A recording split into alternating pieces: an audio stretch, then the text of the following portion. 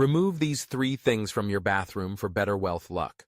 You know, our bathrooms are often considered spaces for cleansing and renewal, but did you ever think that some items in there might actually be blocking your path to financial prosperity? It's all about the energy, or qi, that flows through our living spaces. When our bathrooms are cluttered or filled with items that have negative energy, it can affect various aspects of our lives, including our finances. So, what are these three bathroom items that could be blocking your wealth luck?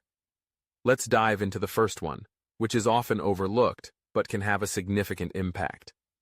The first item is a drain cover or screen that's clogged with hair and debris. This isn't just a gross eyesore, it's also a symbol of blocked opportunities and stagnant energy. The second item to consider is any broken or unused bathroom appliances. This could be an old toothbrush holder, a chipped soap dish, or even a shower head that no longer works properly. These items might seem insignificant, but they can hold negative energy that affects your financial prosperity. The third item, and perhaps the most surprising one, is a towel that's been worn out or is no longer used.